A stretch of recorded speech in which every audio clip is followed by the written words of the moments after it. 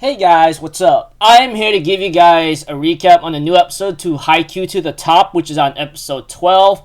Now, I know you guys must be thinking this. Hello, did you forget that the episode was out today? Yeah, I did. I was kind of busy playing on the new campaign of a mobile game that I've been playing for about, I'd say almost 3 years. I'd say 2 to 3 years. I say this is going to be my third year, so yeah. Yeah, I kind of forgot about the episode until I realized today it was Friday. Oh my gosh, I freaking swear. I think lockdown ever since is really making my head go very bad or numb right now. So yeah. Anyways, this episode here of Haikyuu to the Top, which is really nice, and I'm looking forward to the last one next week. And yeah, that other core is gonna come up in summer, which we all know. I hope summer becomes better. That much I can tell. Pray for. So if anything else, let's just get this started.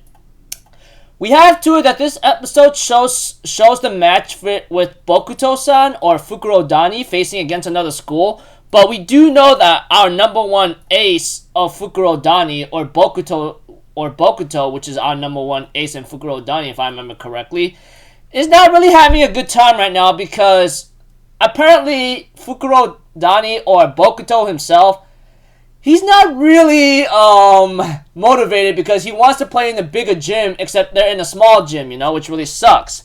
But eventually, he'll later on get some pushing motivation eventually, and we also get to see him in action, And of course, he gets his motivation back when he was convinced by one of his players. So think about it this way, Everyone could cheer you on right now. You can hear their voices screaming and so much happiness, everything all together. I'm thinking in my mind, oh, that's really nice, And we also get to see Nekomata School. We all know that the crows and the cats will have to face off eventually, which I really look forward to. And I hope it does happen. Because, Battle of the Garbage Dump is always been hinted at throughout the entirety of the Haikyuu series. If you guys been keeping up with Haikyuu with the anime from the very beginning up until this point, you will understand that it was going to happen, Not to mention, if I remember correctly, throughout the time, is like crows and cats, birds and cats always have this nasty rivalry to each other, or should I say, the cat is always preying on the birds because you know what they are. Meow meow meow nya nya. Talk about cringe, I know, right? But aside from that, we also have Hoshimu-san. I think his name's Hoshimusu. I don't know how you pronounce his name. Hoshimi. Yeah, forgive me. I know you guys might be thinking, dude, you suck at pronouncing. Yeah, I do suck at pronouncing. What else am I supposed to tell you, alright? But aside from that, and going off point and cringing, making you guys cringe, Hoshimi-san will later on meet Hinata, and they end up having this stare-off contest, which shows that they literally just became rivals to each other. And we get to see Hoshimu-san in action. He's like a one-man army, dude, just like almost Ushiwaka from Shiratorizawa.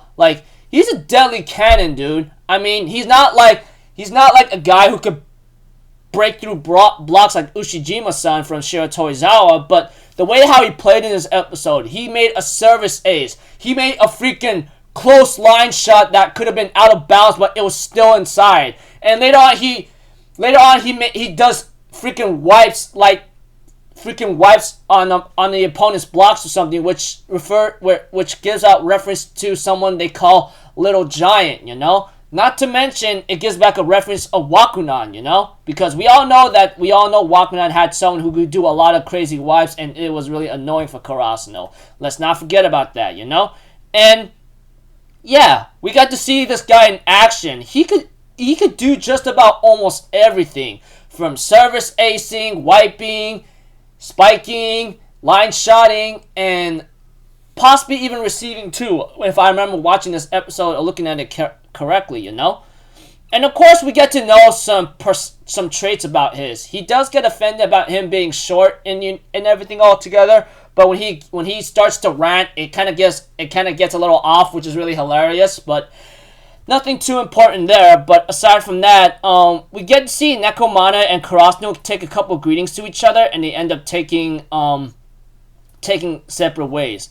Later on, the end of the results of tournament day 1, 40 teams literally just disappeared off the map or just been wiped off. I'm like, damn, dude. Now that's what I call like crazy stuff right there, because, you know, I can remember maybe a couple tournaments here and there, but damn, dude, that is just crazy slick right there. And we also get to see a post-credit scene with Niyama School or something, and we get to see them that they survived. They survived their match, which I think it was supposed to be obvious from the get-go, because if Ryukun or Ryu-chan, it has a friend from Niyama, which is Kanoka, if I remember correctly. It took me a while to find her name, by the way. Kanoka. They end up meeting each other, say a couple greetings, and then they end up taking separate ways. Of course, one of the members of Karasu says, "Hey man, this is your chance." I'm thinking in my mind, this is your chance. I swear, if Ryu-chan does not hook up with her, man, I'll be flipping right now, dude, because it looks like to me she has a very good attachment to him. There's no denying that. Come on. I mean, a friend from your elementary school days, and then you get to see each other after how many years, and they still seem to be very attached to you or doesn't want to let you go.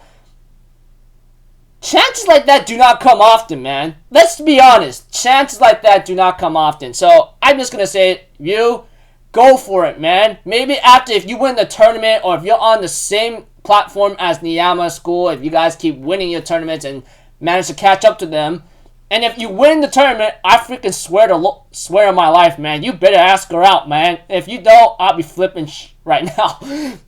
Enough of me cringing and giving you guys cringe all the time. Yeah, like I said, Ryu-chan has a chance to maybe hook up with Kanoka. I better hope he does, man, because I'd be flipping bad anger right now if he doesn't do so. But aside from that, we get to see a preview of next episode, which is called Second Day or something, you know?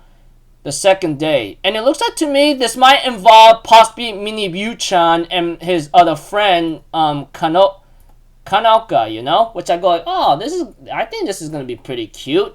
I mean, it looks like it's Ryu. Let's not deny that, okay? And I look forward to seeing him and Kanoka's backstory a bit.